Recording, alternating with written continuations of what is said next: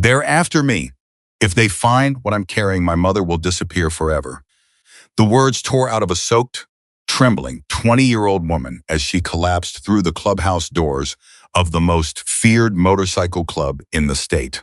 50 Hell's Angels turned as one. Nobody moved. Nobody breathed.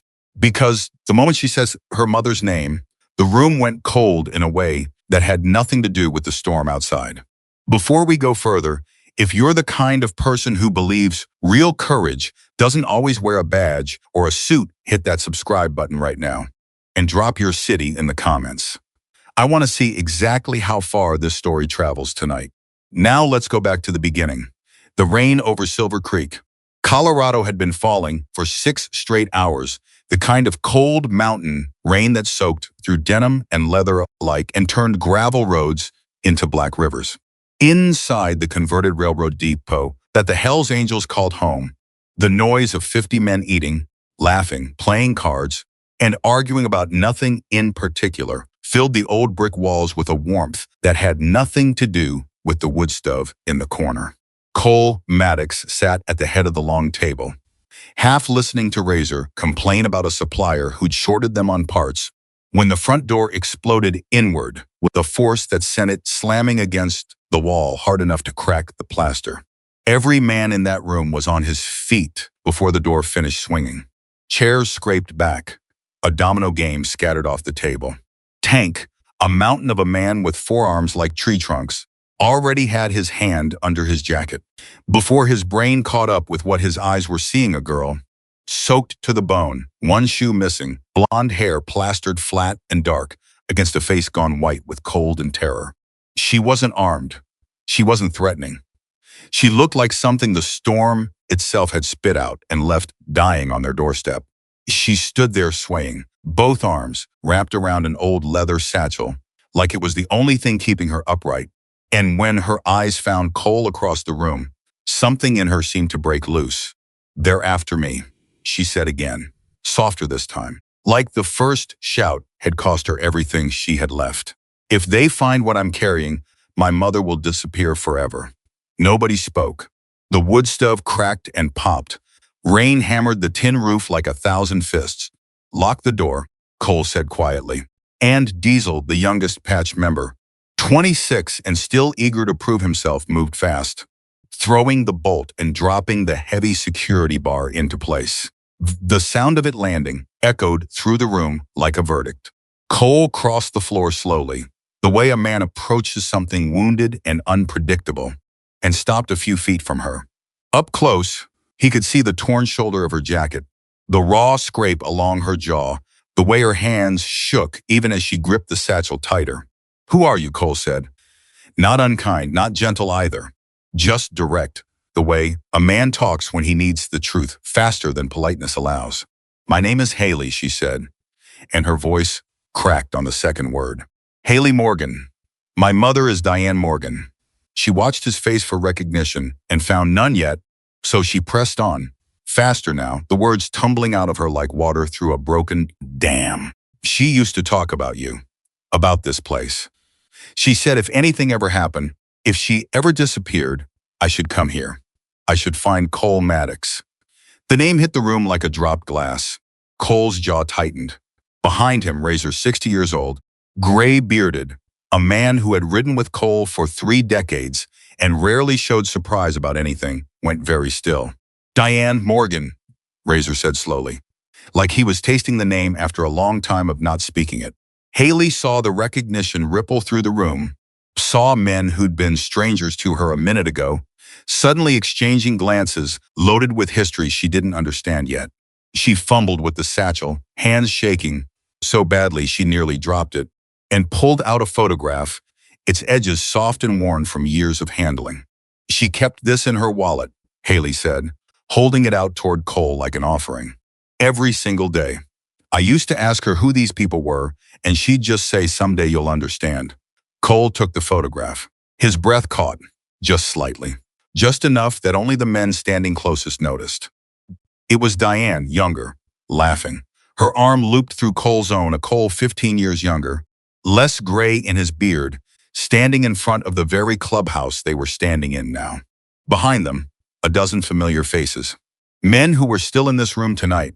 Men who remembered a different night, 15 years back, when a woman with steady hands and no fear of blood had saved Cole's life on the side of a mountain road after a wreck that should have killed him. She pulled me out of a ravine, Cole said quietly, more to himself than to anyone else. I was bleeding out. Nobody else stopped. He looked up at Haley, and something in his expression shifted the wariness still there, but something else moving in underneath it now. Your mother saved my life. I know, Haley whispered. That's why I came here. I didn't know where else to go. Tank finally lowered his hand from beneath his jacket, but his eyes stayed sharp, scanning her up and down like he was still deciding whether to trust the story or the girl telling it. Where's Diane now, he asked. Not a question so much as a demand.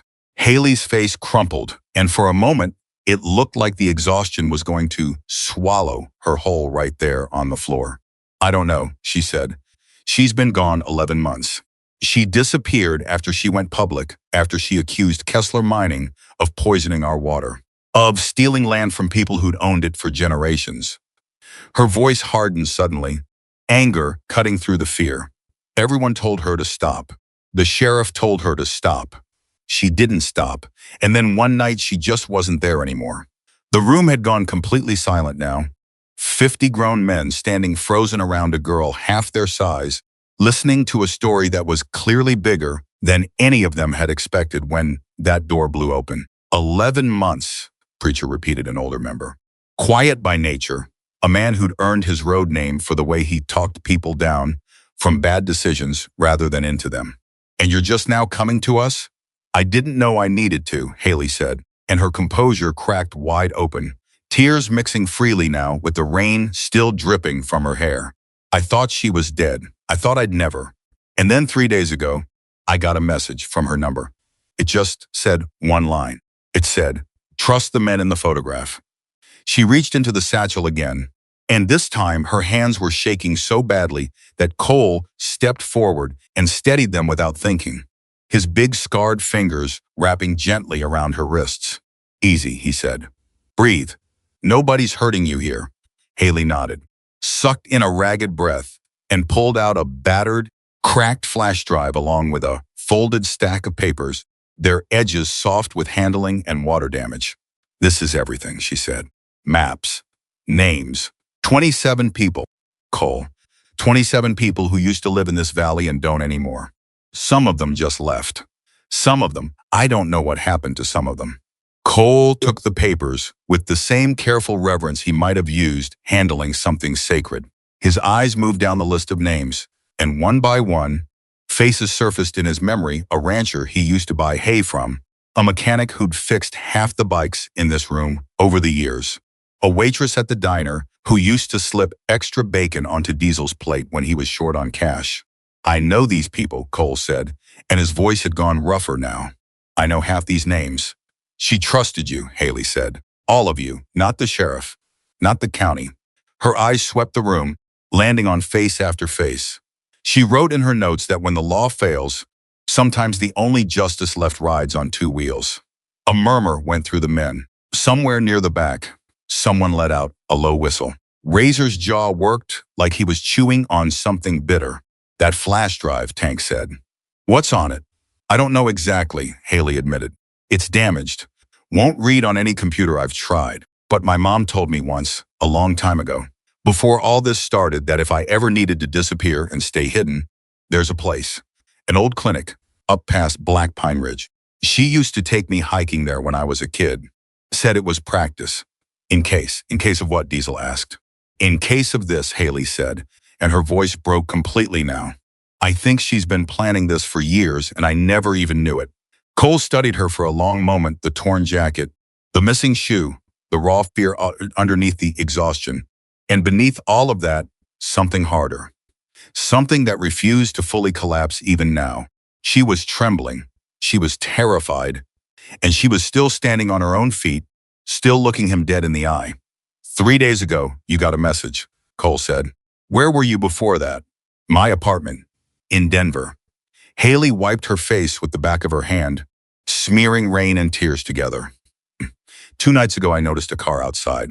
Same car, different night. I thought I was being paranoid. She laughed. Short and humorless. I wasn't paranoid. Last night, they broke my door down while I was in the shower. I got out through the fire escape with nothing but this satchel and the clothes on my back. I've been running since. Running how, Razor asked. On foot? From Denver to Silver Creek is what, 4 hours by car? I stole a car, Haley said. And for the first time, something almost like defiance flickered across her exhausted face. I'm not proud of it. I'll pay the guy back someday. But I wasn't going to die in that apartment waiting for somebody to explain why. A few of the older members exchanged glances that carried the faintest trace of respect. You said they found you, Cole said. Here. Tonight. How? I don't know, Haley admitted, and the fear rushed back into her voice like a tide coming in. Maybe they tracked the car. Maybe the sound cut her off. Headlights, sweeping bright and sudden across the frosted windows of the clubhouse, throwing long shadows across the floor before vanishing again as the vehicle slowed on the gravel road outside. Haley went rigid. They found me, she whispered. And this time there was no performance in it, no exhaustion dressing it up, just raw, naked fear. The room shifted instantly. 50 men who'd been listening to a story 2 minutes ago were suddenly moving with the coordinated speed of people who'd done this before. Though never quite like this, Tank killed the interior lights with one motion. Diesel dropped to the window, peering through a gap in the curtain. Razor's hand found the shotgun mounted beneath the bar, without him even seeming to look at it. 2 vehicles, Diesel said, low and tight, black SUVs, idling at the gate. They're not coming in yet, Tank added. Just watching. Cole looked down at Haley, and in her eyes he saw something that hit him harder than anything else that night, not just fear, but resignation. Like some part of her had already decided this was how it would end, that she'd made it this far, only to be found at the last possible door. Cole, she said, barely audible. Please, I know I'm asking you to believe a stranger. I know what I'm asking. But if they get this drive, if they get me everything my mother built, everything those 27 people are counting on, it disappears. Just like she did. Cole looked at the photograph still in his hand. Diane's laughing face, young and fearless, standing in front of this same building 15 years ago. He thought about the ravine, the blood, the woman who hadn't hesitated for 1 second before climbing down a rock face to save a stranger's life. He thought about what kind of man he'd be if he'd let her daughter walk back out into that storm alone. Suit up, Cole said, and his voice carried through the room with the weight of a decision already made. Every bike now. For half a second, nobody moved, the words hanging in the air like they needed time to land. Then Razor broke first, snapping into motion, barking orders across the room, and the clubhouse erupted into controlled chaos. Leather jackets grabbed off hooks, helmets snatched from shelves, the mechanical clatter of men checking weapons and gear with the practiced speed of people who trained for exactly this kind of night, even when they hoped it would never come. Cole, came a voice from the back, younger, uncertain. It was one of the newer prospects, barely 18 months patched in, his face pale under the fluorescent light. We don't even know who these people are. We don't know if any of this is even true. The room quieted just enough for the question to land. Cole turned, and when he spoke, his voice was calm but final. 15 years ago, a woman I never met before pulled me out of a wreck that should have killed me. She didn't ask who I was. She didn't ask if I deserved it. She just acted. He looked at Haley, soaked and shaking and refusing to look away. Her daughter walked through that door tonight instead of running the other direction. That's not nothing. And if it's a trap, the prospect pressed, though his voice had lost some of its conviction. Then we ride into it with our eyes open, Cole said. Because the alternative is turning away a scared kid who trusted us with her life, and I am not that man. And neither is anyone wearing this patch.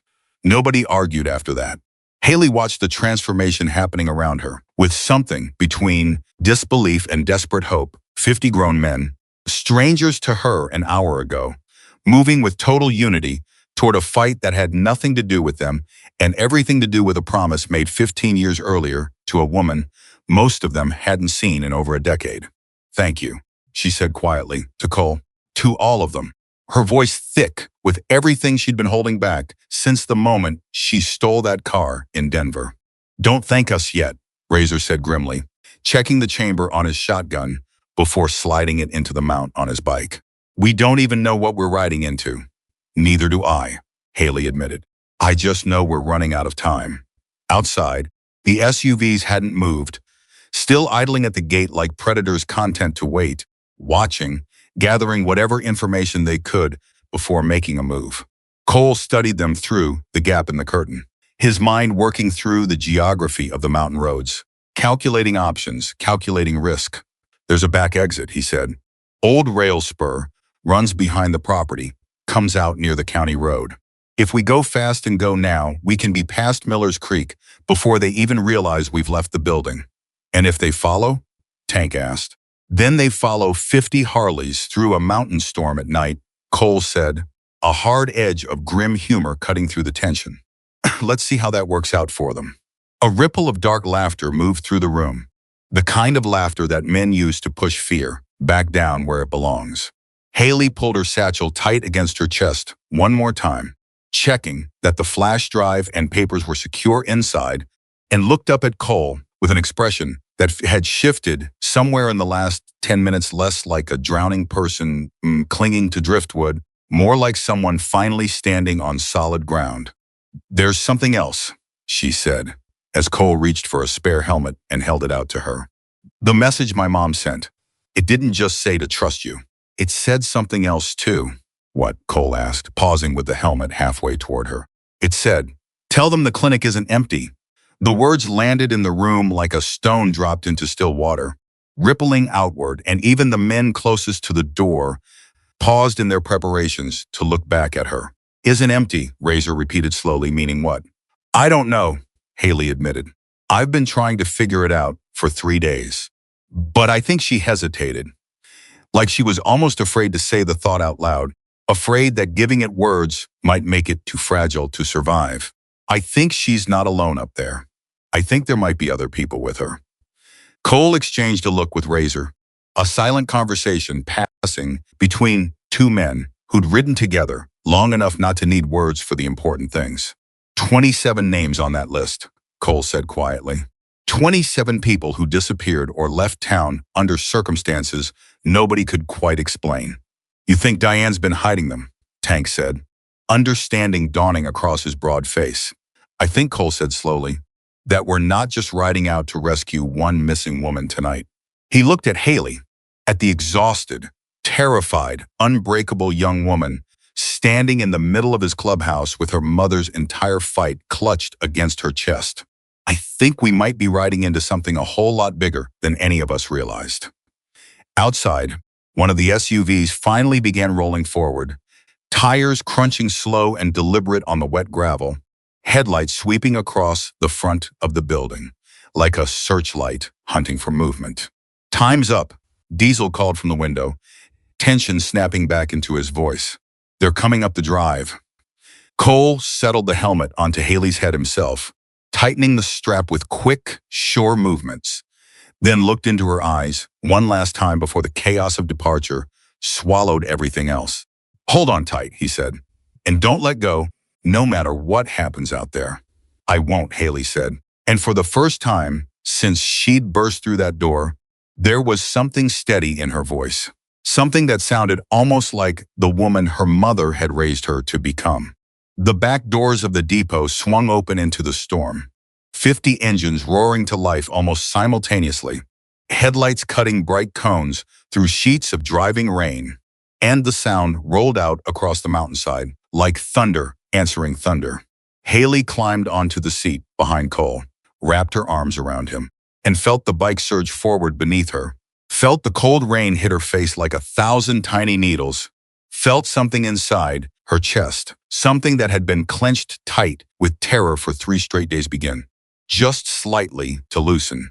Behind them, the SUV reached the front of the depot just as the last motorcycle vanished into the trees along the old rail spur, taillights swallowed by darkness and rain.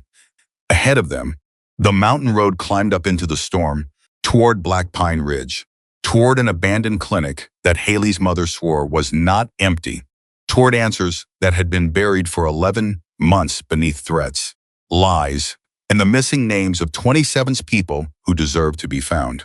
Cole leaned into the first hard curve of the mountain road, the convoy thundering behind him like an army, finally answering a call 15 years in the making. And somewhere behind his ribs, underneath the adrenaline, sat one thought he didn't say out loud. Whatever they found up there, whatever secrets Diane Morgan had been protecting for nearly a year in total silence, it was about to change every single life in that convoy forever. The storm swallowed the sound of 50 engines whole, and the mountain road stretched on into darkness ahead of them, revealing nothing yet of what was waiting at its end. The rain hadn't let up for even a second, and Haley's arms were starting to ache from holding onto Cole so tight, but she didn't dare loosen her grip. Not with the road twisting like a snake beneath them. Not with the memory of those SUV headlights still burned into the back of her eyes. "How much farther?" she shouted over the engine, the wind tearing half her words away before they reached him. "You tell me," Cole shouted back. "You're the one who knows this route." She blinked, confused for a second, before she understood what he meant. He wasn't asking her to navigate blind. He was asking her to remember. And that's when it hit her, really hit her. For the first time since this nightmare started, that every hiking trip, every so-called survival lesson, every strange afternoon her mother had dragged her up into these mountains over the past 3 years, none of it had been random. "Left," Haley called out suddenly, pointing toward a break in the tree line that most people would have driven straight past. "There's an old logging road. It doesn't show up on any map." Cole didn't question her. He leaned the bike into the turn, and behind them, 49 other headlights followed without hesitation. The convoy bending around the curve like a single living thing. "She taught you this route," Cole said loud enough for her to hear. "On purpose." "I thought it was just exercise," Haley answered, her voice cracking with the weight of understanding crashing down on her all at once. She used to say, "Someday you'll thank me for the calves." I thought she was joking. She wasn't training her calves. Her voice crackled through the small radio clip to Cole's jacket, riding just off their left flank. She was training an exit strategy into her own kid, and she never once told you why. Haley's chest tightened. 11 months of grief, of guilt, of wondering if she could have done something, anything to stop her mother from disappearing. And now she was realizing that Diane had been 3 steps ahead of all of it the entire time. Planning, preparing, protecting her daughter without her daughter ever knowing she needed protecting. "She never told me anything," Haley said, and this time there was anger cutting through the grief. "Not about Kessler, not about the danger, nothing." "Would you have believed her?" Cole asked. "Would you have let her keep doing what she was doing if you'd known how bad it really was?" Haley didn't answer right away because the honest answer scared her. No. She would have begged her mother to stop. She would have called it paranoia, called it obsession, done everything in her power to pull Diane away from a fight that was clearly going to cost her everything. "No," Haley admitted quietly. "I would have tried to stop her." "Then maybe that's exactly why she didn't tell you," Cole said. The convoy roared on through the storm, the old logging road narrowing until branches scraped against shoulders and helmets, the ground beneath the tires shifting from gravel to something closer to mud. Somewhere behind them, headlights flickered through the trees, not close. Not yet, but they're tracking, patient. They're still following. Diesel's voice crackled over the radio, tension sharp in every word. "2 vehicles, maybe 3 now, copy," Cole said, his jaw tightening. "Everybody stay tight." Haley twisted slightly to look back, and through the rain and darkness, she caught the faint gleam of headlights weaving through the trees roughly a quarter mile back. Her stomach dropped. "Cole," she said, urgency spiking in her voice. "One of those cars, I know it. I recognize the shape of it." "From where?" "Sheriff Holloway," she said, and saying the name out loud felt like swallowing glass. "That's his personal truck. I'd know it anywhere. He came to our house a dozen times after Mom disappeared, sat at our kitchen table, drank our coffee, told me he was doing everything he could to find her." Cole's hands tightened on the handlebars, knuckles going white beneath his gloves. The sheriff, he repeated, low and dangerous. He promised me, Haley said, her voice shaking now with something colder than fear betrayal, raw and fresh. He looked me in the eye and promised me he'd bring her home. Looks like he's been busy doing the opposite, Razor growled over the radio. The realization rippled through the convoy fast. Men who'd spent their whole lives distrusting badges, finding fresh confirmation, riding in the darkness behind them. If the sheriff himself was involved, then whatever protection the law was supposed to offer this valley had been hollowed out from the inside for who knew how long. How deep does this go? Tank muttered, his voice carrying an edge that hadn't been there before. Deeper than any of us want to find out tonight, Cole said. But we're finding out anyway. The road narrowed further, climbing steeply now, switchbacks stacking one after another as the convoy pushed higher into the mountains. Haley felt the temperature dropping, the rain turning to something colder, sharper, closer to sleet against her exposed skin. There's something else, she said suddenly, the words tumbling out like she couldn't hold them back any longer. Something I haven't told anyone. Not even you, back at the clubhouse. Now's the time, Cole said. Haley took a breath, and when she spoke again, her voice had dropped into something raw and unguarded. My dad died 6 years ago. Everybody said it was a work accident, equipment failure at one of the Kessler mines. She swallowed hard. My mom never believed it. She used to say his death didn't make sense, that he'd worked that same equipment for 15 years without a single problem. Kinsey, and then suddenly, right after he started asking questions about missing paperwork, he's dead. Cole's shoulders stiffened. Your mother's whole investigation, he said slowly, started with your father. It started with grief, Haley said. And then it became something else. Something bigger than either of us understood at the time. Her voice cracked. She used to lock herself in the study for hours. I thought she was just trying to cope. I didn't know she was building a case against the most powerful company in this valley. And she never told you any of this, Tank said over the radio. Disbelief and something like admiration mixing in his voice. She was protecting me, Haley said. The same way she was protecting all 27 names on that list. She just never thought to ask if I wanted to be protected.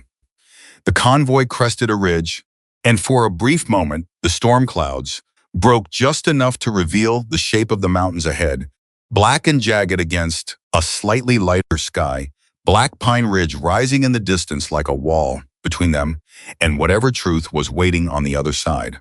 There, Haley said, pointing. That's it. That's the ridge. How far past it? Cole asked. 6 miles, Haley said. Maybe less if we take the trail instead of the road. Cole was already calculating, running the math against their pursuers, against the storm, against the fact that 50 motorcycles moving as one convoy were about as subtle as a marching band. We split up, he said finally, keying the radio. Razor, take 25 bikes and stay on the main road. Draw them off, make noise, make them think that's where we're headed. And the rest of us? Razor asked. We cut across the old mountain trail, Cole said. Faster, rougher, but it gets us to the clinic without an audience. There was a pause on the radio, just long enough for Haley's heart to skip, before Razor's voice came back, steady and sure. You got it, boss. We'll make enough noise to wake the dead. Careful out there, Cole said. Always am, Razor answered, though everyone listening knew that wasn't strictly true. The convoy split at the next fork, 25 bikes peeling off toward the main road with their headlights blazing bright and loud, engines roaring in a deliberate show meant to catch every eye watching from the darkness. Cole led the remaining group onto a trail so narrow it barely qualified as a road at all. More a suggestion carved into the mountainside decades ago and mostly reclaimed by wilderness since. Haley held on tighter as the bike bucked and shuddered over roots and stone. Mud sprang up in dark arcs behind them. You okay back there? Cole shouted. I'm terrified, Haley shouted back, an edge of dark humor slipping into her voice despite everything. But I'm still here. That's the only requirement, Cole said. They pushed on, the trail growing more treacherous with every passing mile, until Haley felt the fear settle into something almost manageable, something she could function around instead of collapsing under. She thought about her mother, out there somewhere in the dark ahead of them. And she thought about the 27 names. And she thought about her father. 6 years gone, his death finally starting to make a terrible kind of sense. Cole, she said suddenly, what if we're too late? What if she's already done? Cole cut her off, not unkindly but firm. Don't finish that sentence. Not yet. Not until we know something for certain. How do you stay so calm, Haley asked. How do you just keep moving forward when everything could fall apart any second? Cole was quiet for a moment, the engine's roar filling the space where his answer should have been, before he finally spoke. Courage isn't the absence of fear, he said. It's choosing where you're going to go while the fear's riding right there beside you. Your mother taught you that route through these mountains. I'm guessing she taught you that lesson too, whether she said it out loud or not. Haley pressed her face against his back for just a moment, letting the words settle into her chest, letting them do whatever small work they could against the terror that hadn't fully left her since the moment that door burst open back at the clubhouse. The trail dropped suddenly into a narrow ravine, and Cole slowed the convoy to a crawl. Headlights sweeping across an old maintenance shed half collapsed against the hillside. And beside it, a vehicle, a battered sedan, driver's door hanging open. One headlight shattered. That's not ours, Tank said immediately, tension snapping through the radio. Cole brought the convoy to a full stop, engines idling low, every man's hand drifting toward whatever weapon he carried. Nobody move until I say, Cole ordered, swinging off his bike and approaching the sedan slowly. Haley close behind him, despite his gesture for her to stay back. Inside the shed, a groan broke the silence. Someone's in there, Haley whispered. Cole moved fast, kicking the half-collapsed door open, and inside, slumped against a rusted workbench, was a young man, maybe late 20s. Dark hair matted with blood along one temple. A camera bag clutched protectively against his chest, even in whatever half-conscious state he was in. Hey, Cole said, crouching down carefully. Hey, stay with me. Who are you? The man's eyes fluttered open, unfocused at first, before locking onto Cole's face with sudden, desperate clarity. Luke, he managed. Luke Barrett. I'm a journalist. What happened to you? Cole demanded. Kessler's men, Luke rasped, struggling to sit up despite the obvious pain in his skull. They found me 2 days ago. Took my equipment, my laptop, everything, except he clutched the camera bag tighter. Except this.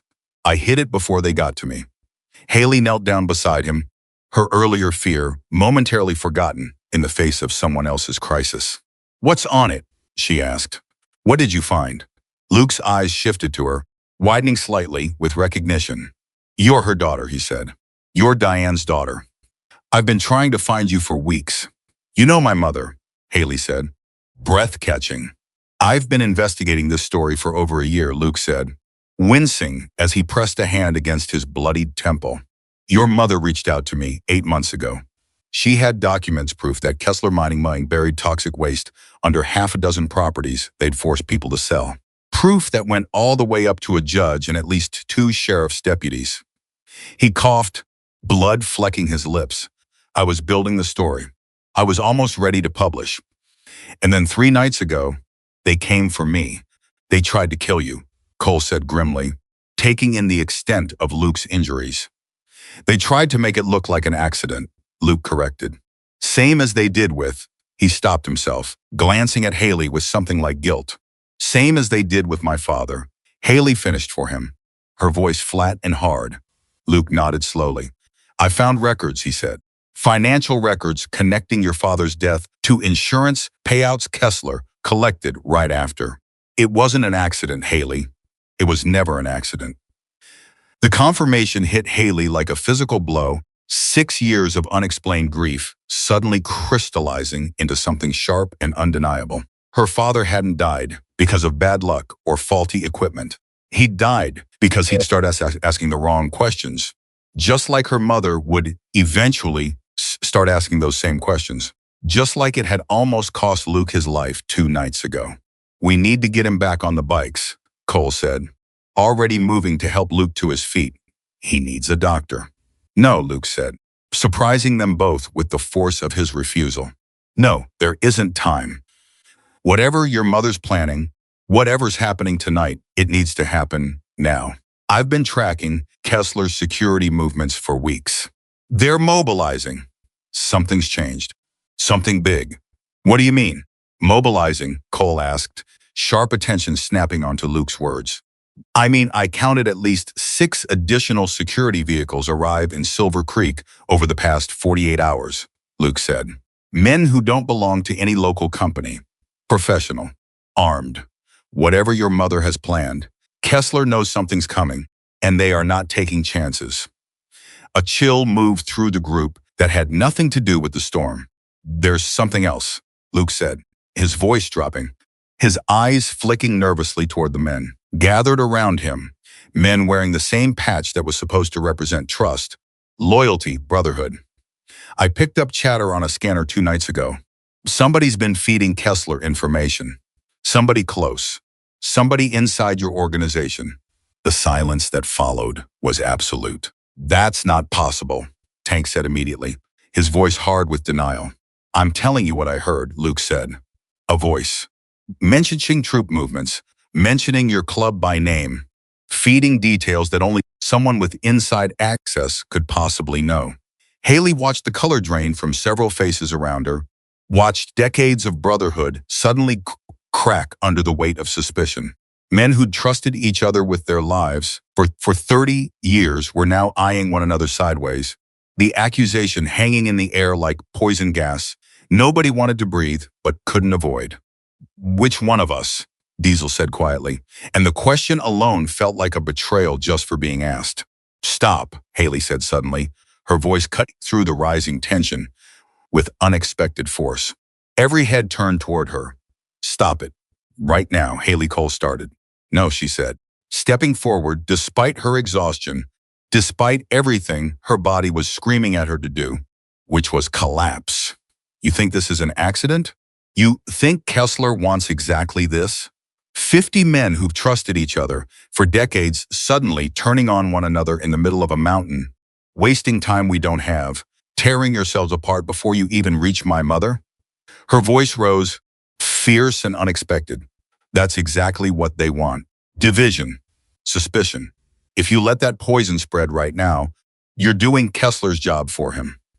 The clearing went quiet. Rain hissing against leather and metal. 50 grown men absorbing a hard truth from a 20-year-old girl who 3 hours ago had been a stranger bursting through their front door. Cole looked at her for a long moment, something shifting in his expression, respect, maybe, or recognition of a strength he hadn't fully appreciated yet. She's right, he said finally, his voice carrying across the group. Whoever it is, we deal with it after. Not now. Not while people's lives are hanging on how fast we move. He turned, scanning the faces around him, letting his gaze linger just slightly longer on a few in particular before moving on. We ride together, and we watch each other's backs because that's what we've always done. And tonight is not the night that changes.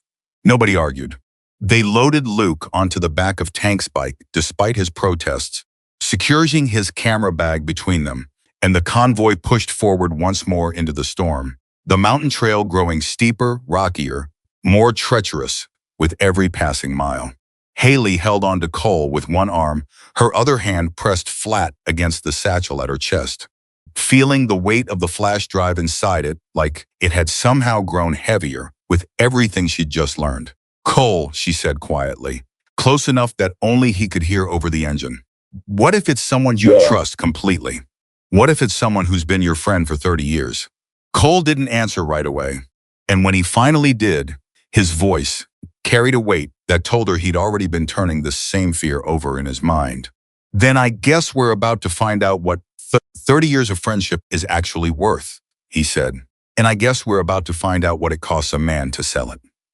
The trail curved sharply upward, and through the sheets of rain ahead, Haley caught her first glimpse of it, a structure, low and half collapsed, barely visible against the black silhouette of the ridge, windows dark, walls streaked with decades of neglect. That's it, she breathed. That's the clinic.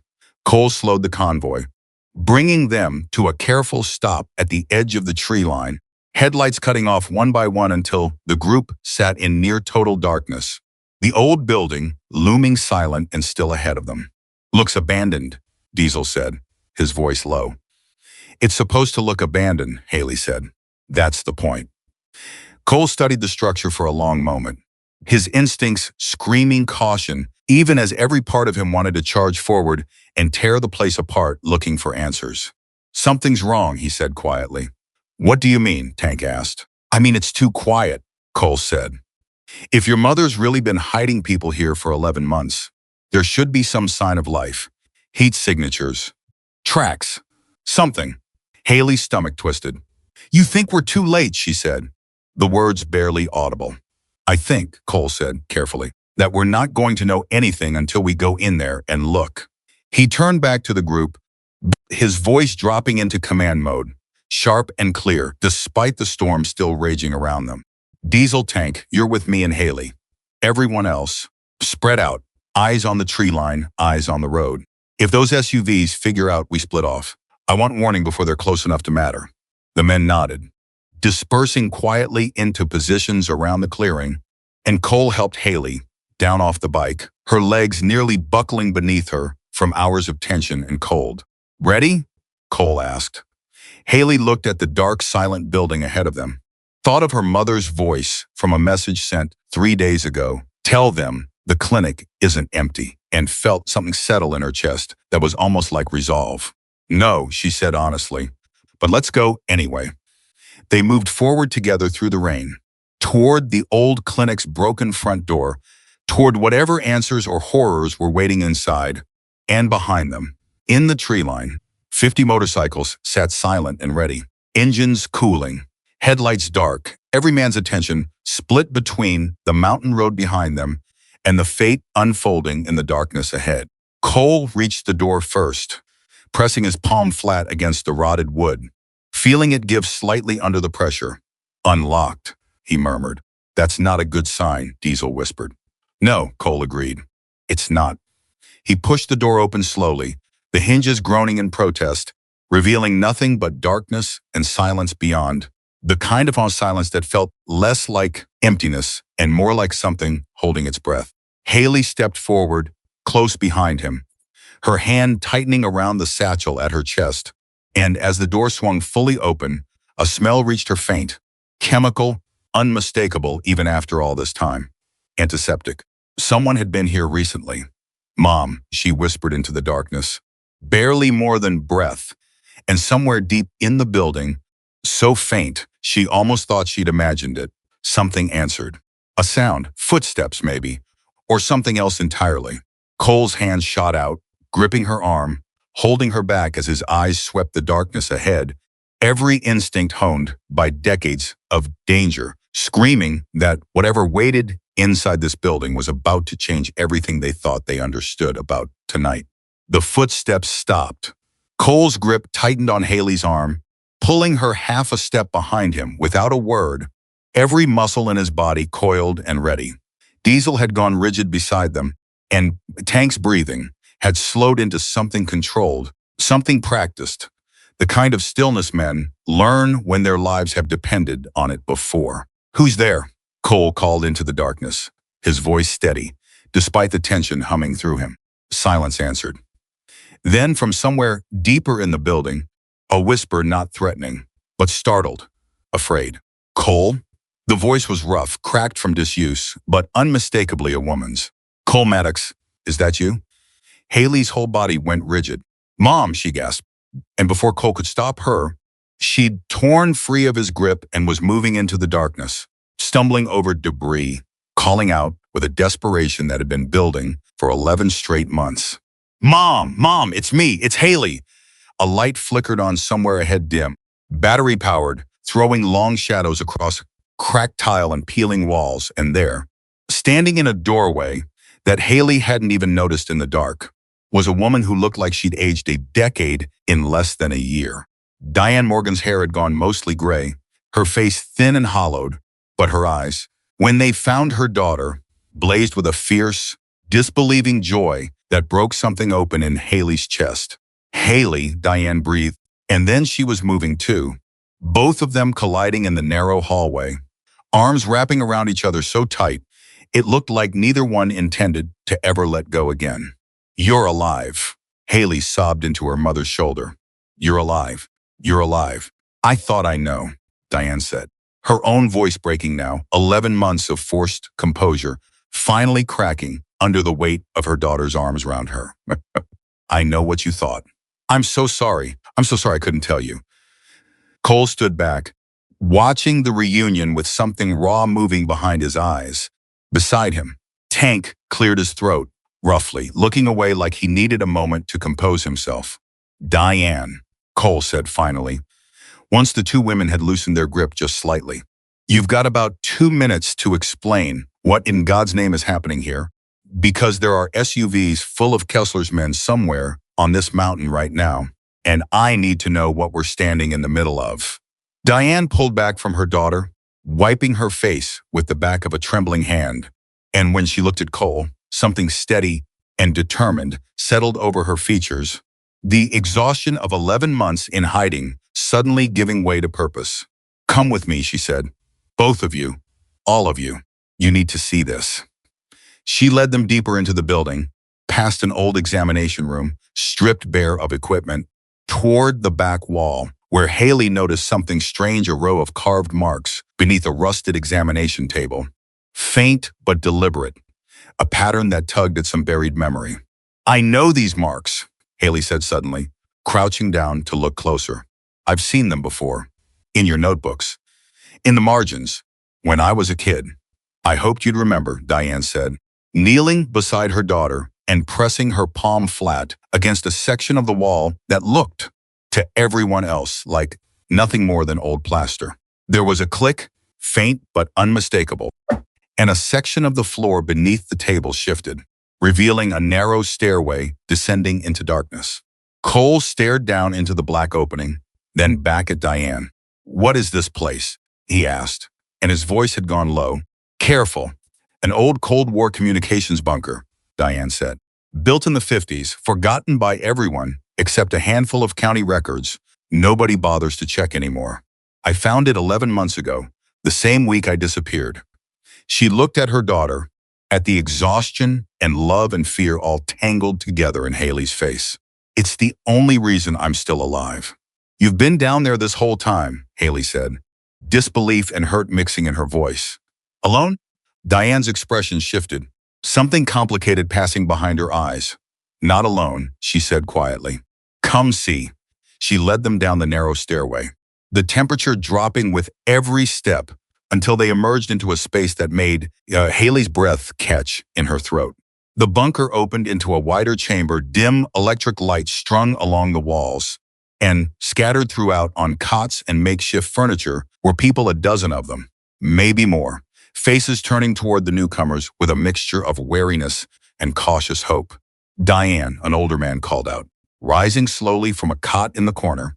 "Who are these people, friends?" Diane said firmly. "Real friends.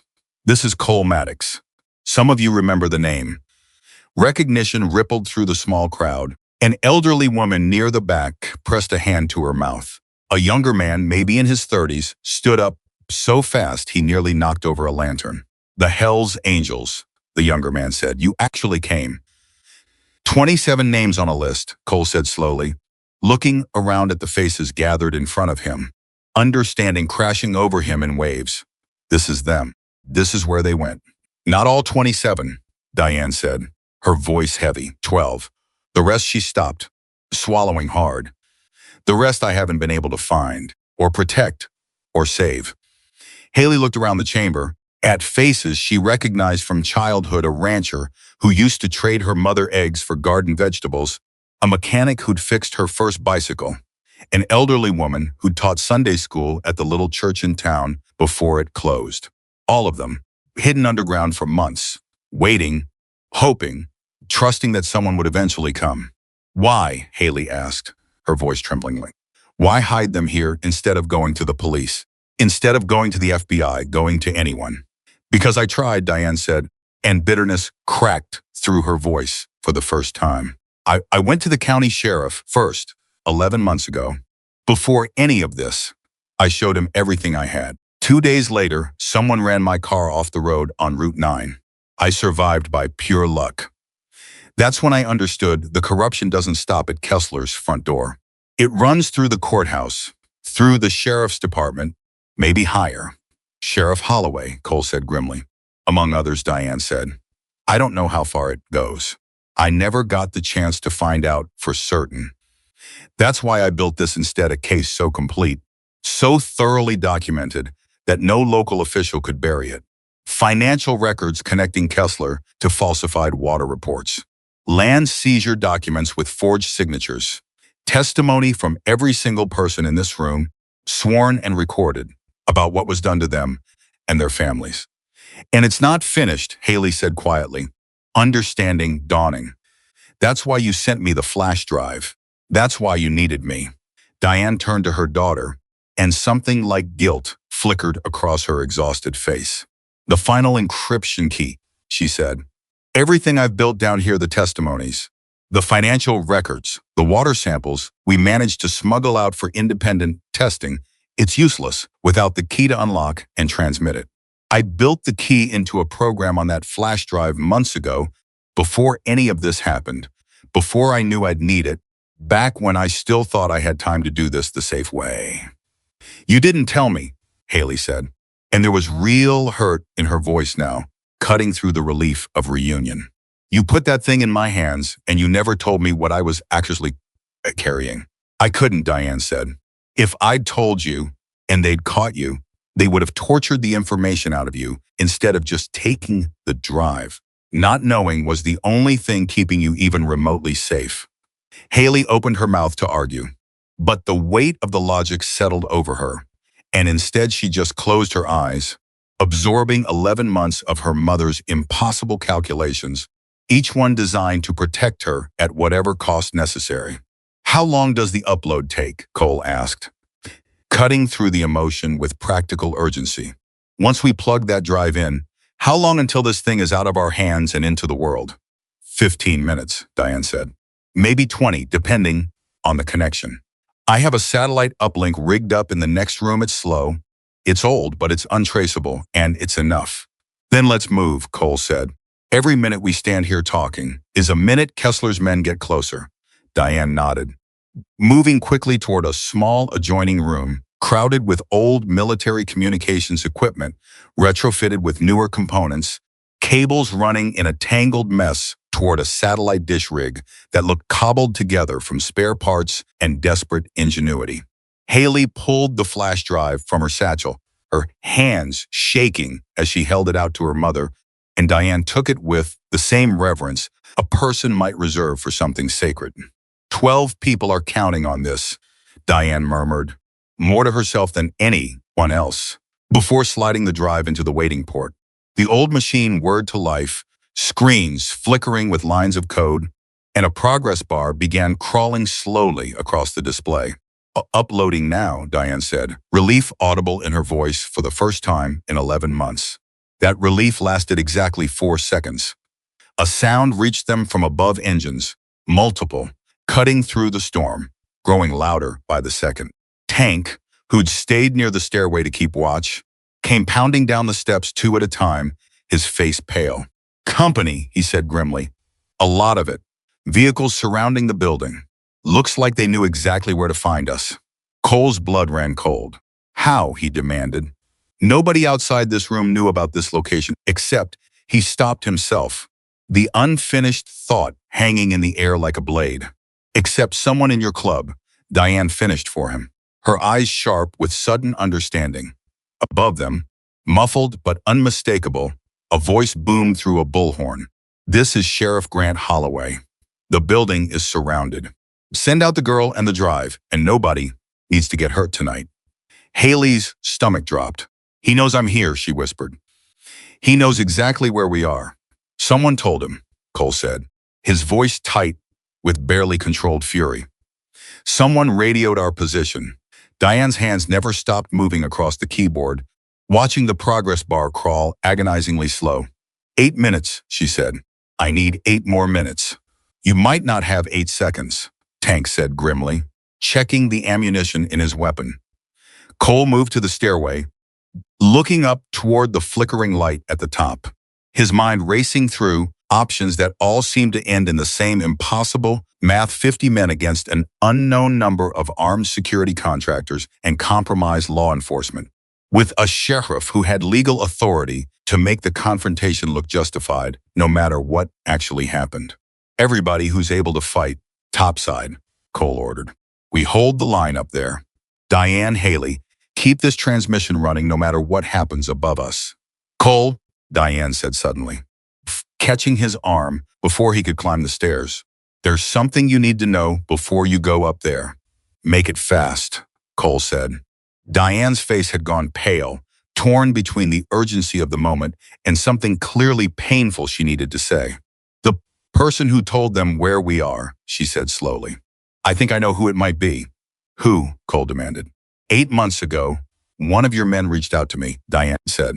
Quietly. Said he wanted to help, said he had access to information that could protect me. I trusted him because he wore your patch, because I trusted you, and by extension, everyone who rides with you. Name, Cole said, his voice gone deadly quiet. Before Diane could answer, footsteps thundered down the stairway, and a familiar figure emerged into the dim bunker light. Mason Pike, road name Graves, one of the club's longest-standing members, a man who'd ridden beside Cole for over 20 years. Cole, Graves said, breathing hard, his face streaked with rain, and something that looked uncomfortably like guilt. Cole, I need to talk to you now. Before this goes any further. Cole turned slowly, and something in his expression made Graves flinch even before Cole spoke a single word. Diane was just about to tell me a name, Cole said, his voice dropping into something cold and dangerous that Haley had not yet heard from him. You want to save her the trouble? The silence stretched, thick and suffocating, and Graves' face crumpled under the weight of 20 years of brotherhood, colliding with whatever choice had led him to this moment. It's me, Graves said finally, the words barely more than a whisper. God help me, Cole, it's me. The bunker went absolutely silent.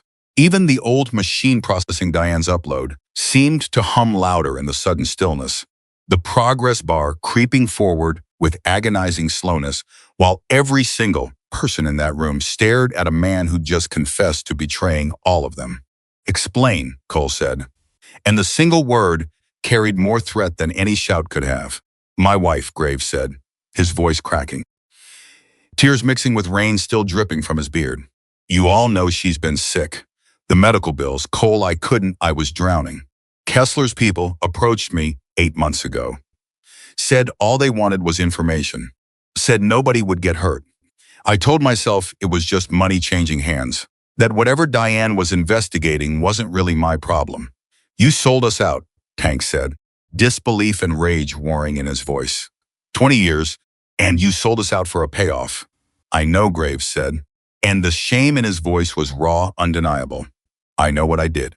I've known for months, and I told myself I could stop before it mattered, before anyone actually got hurt. But then tonight he looked at Haley, then at Diane, then around at the 12 frightened faces watching from the shadows. Tonight I saw what I was actually helping to destroy. Real people, real families. A kid who walked through our front door soaked to the bone, trusting us with her life. And you radioed our position anyway, Cole said. I called it in before I knew, Graves said desperately. Before I understood. By the time I realized what was actually happening down here, it was already too late to take it back. Above them, the sheriff's bullhorn crackled again. 5 minutes, Maddox. After that we come in, and I promise you it won't be gentle. Cole's jaw worked, fury and heartbreak tangled together as he stared at a man who'd been like a brother to him for 2 decades. Give me one reason, Cole said quietly, not to throw you out that door myself and let Kessler's men deal with you. Because I can still help, Graves said quickly. I know their security rotation. I know how many men Holloway actually brought, where their position, which routes they'll use to breach the building. Let me make this right, Cole. Please, let me at least try. Cole stared at him for a long, brutal moment, the weight of the decision hanging heavy in the charged silence of the bunker. Talk fast, Cole said, finally. You've got about 4 minutes. before I stop caring whether you live through tonight." Graves nodded frantically, wiping his face, and began rattling off details: positions, numbers, the layout of the security team surrounding the building, weaknesses in their formation that only someone who'd been feeding them information could possibly know. "There's a blind spot on the east side," Graves said. "Old delivery entrance, mostly grown over. They don't know about it because I never told them. If we can get some of our people out that way, flank them while they're focused on the front." "Do it," Cole said, cutting him off, already moving toward the stairs. "Tank, take Graves and figure out how many men we can spare for that flank. The rest of us hold the front." "Cole," Graves said, catching his arm as he passed, "I don't expect you to forgive me. I don't even expect to survive the night. But I needed you to know I'm trying to fix what I broke." Cole looked down at his old friend's hand on his arm, then up into eyes that carried genuine anguish, genuine shame. "Save your speech," Cole said, not unkindly, but final. "Save it for after, if there is an after. Right now I need a plan, not an apology." He climbed the stairs two at a time, emerging into the ruined clinic above, just as the first floodlights swept across the shattered windows, throwing harsh, white light across walls that had stood empty and silent for decades until tonight. Outside, arranged in a tight semicircle around the building, sat Sheriff Holloway's convoy: 3 SUVs, 2 unmarked sedans, and at least a dozen armed men in tactical gear that had nothing to do with any legitimate law enforcement Cole had ever encountered. 50 against 15, Diesel muttered beside him. "Doing quick math, we could take them." "We're not here to take anyone," Cole said sharply. "One shot fired, one drop of blood spilled by us. And Holloway spins this into exactly the story. Kessler needs dangerous bikers attacking law enforcement. We hold position. We don't throw the first punch, no matter what." "And if they throw it first?" Diesel asked. Cole's eyes hardened, fixed on the line of armed men beyond the floodlights. "Then we make sure it's the last mistake they make tonight." Below them, muffled through the floor, Haley watched the progress bar creep toward the halfway mark, her heart hammering against her ribs with every passing second. Diane sat rigid beside the machine, one hand hovering over the keyboard, like she could will the transmission to move faster through sheer force of desperation. 10 minutes, Diane whispered. "I need 10 more minutes." "You might not get them," Haley said, fear cracking her voice as the sound of Holloway's bullhorn boomed again through the ruined building above. "This is your last warning," Holloway's voice announced, colder now, stripped of any pretense of negotiation. "Send them out, or we come in and take them."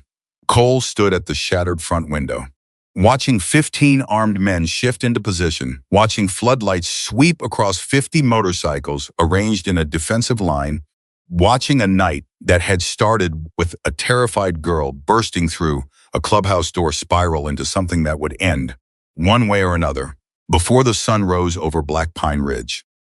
Behind him, the progress bar continued its slow crawl. 40%, then 41. Each percentage point, a fragile promise that the truth might still make it out into the world before everything in that bunker was buried for good. "Cole," Razor's voice crackled urgently over the radio, his group having abandoned their decoy route the moment they realized the real confrontation was happening elsewhere. "We're 2 minutes out. We heard everything on the scanner. Hold the line. We're coming." Relief flickered across Cole's face, quickly replaced by grim calculation. Reinforcements were coming, but so was the deadline Holloway had just issued, and there was no guarantee both would arrive at the same moment. "Everybody hold." Cole called out to the men arranged around him, his voice carrying across the clearing with unshakable authority despite the storm still hammering down around them. "Whatever happens in the next 2 minutes, we do not fire first." Somewhere behind the tree line, engines roared louder, Razor's convoy, tearing up the mountain road at a speed that bordered on reckless.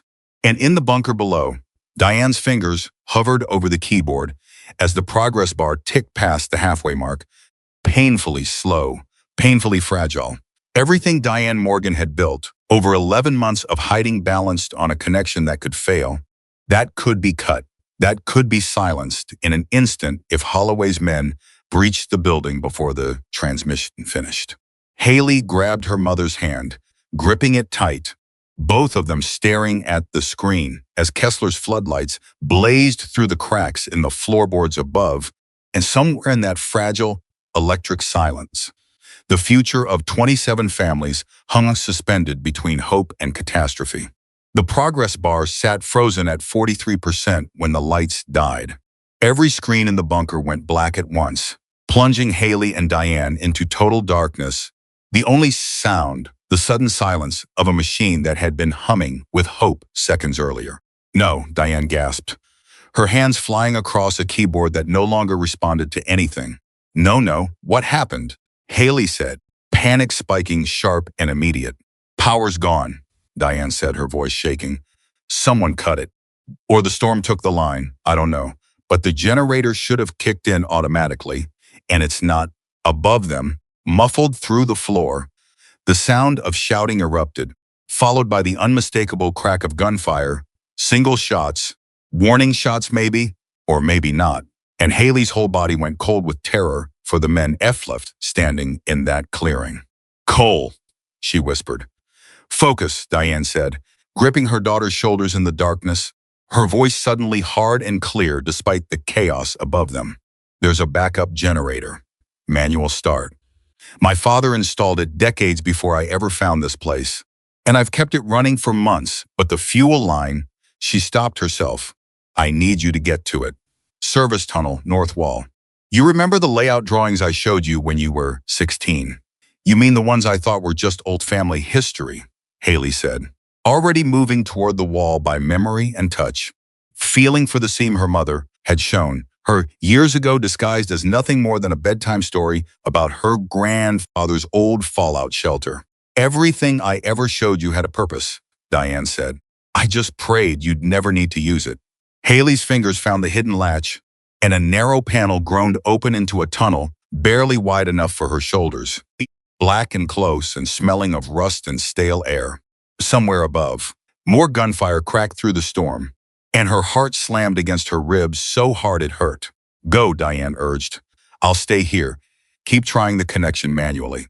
Haley, her mother's voice caught, 11 months of composure threatening to crack all at once. "Be careful, please." "I love you, Mom," Haley said. And then she was moving, crawling into the darkness with nothing but a small flashlight clenched between her teeth and her mother's half-remembered instructions, guiding her through a tunnel that felt like it might swallow her whole.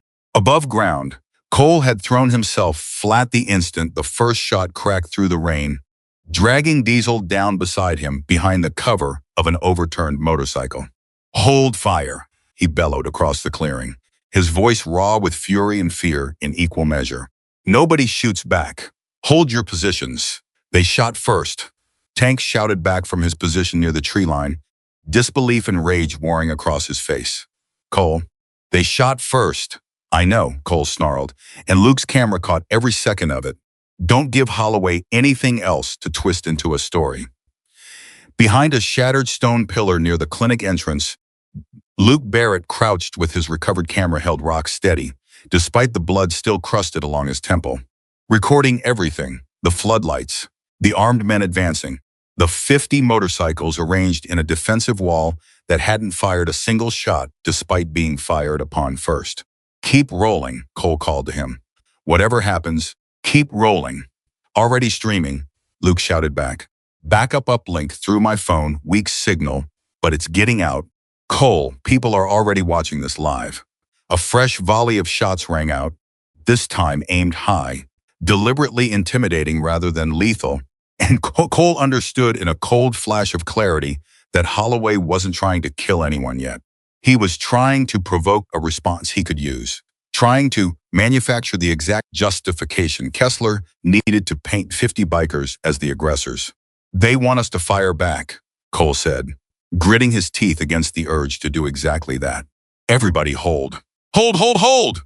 Razor's convoy came screaming up the mountain road at that exact moment, 25 additional headlights, cutting through the storm and rain, engines roaring loud enough to be heard over the gunfire, and for one brief, chaotic second, Holloway's security line wavered, uncertain how to handle the sudden doubling of forces arrayed against them. "Cole, Razor's voice bellowed across the clearing as his bike skidded to a stop. "We're here. What do you need?" "Formation," Cole shouted back. "Circle the building, full defensive perimeter. Nobody breaks it no matter what they do." The combined convoy moved with practiced precision despite the chaos, motorcycles and floodlights arranging into a tight defensive ring around the ruined clinic, headlights blazing to counter the glare from Holloway's own lights, engines revving in a deliberate, deafening show of unified resolve that made several of the security contractors visibly hesitate. Inside the narrow service tunnel, Haley's palms were scraped raw against rough concrete, her breath coming in ragged gasps as she pushed forward through darkness, lit only by the thin beam of her flashlight. Somewhere above her, muffled by earth and stone, she could still hear the chaos unfolding, shouting, engines, and beneath it all, occasional gunfire that made her flinch and freeze every single time. "Keep moving," she whispered to herself, her mother's voice echoing in her memory. "Keep moving. Keep moving." The tunnel opened finally into a small mechanical room, and there, exactly where 16-year-old Haley had once seen it in a diagram she'd assumed was nothing more than family trivia, sat an old generator, dust-caked but intact. Her relief lasted exactly as long as it took her flashlight beam to sweep across the fuel line. It had been cut, cleanly, deliberately. "No," Haley breathed, dropping to her knees beside the machine, her fingers tracing the severed rubber tubing with rising horror. "No, no. Someone did this on purpose." Her mind raced through the possibilities, landing hard on the one that made her stomach drop Graves. He'd known about this place for months, had access, had motive. Even if his confession in the bunker had been genuine, even if his help positioning the flank attack had been real, the damage from his earlier trail might already be sealed into the walls of this building, waiting to strand them all in darkness at the worst possible moment. But there was no time for that fear now. Only the fuel line and the desperate, useless anger it inspired. "Think," she whispered to herself, sweeping her flashlight around the cramped mechanical room, searching for anything that could bridge the gap. Old tubing hung coiled on a rusted hook near the wall, remnants of some ancient repair job her mother or grandfather must have left behind decades ago. Beside it, a small metal box containing clamps, brittle with age but still functional.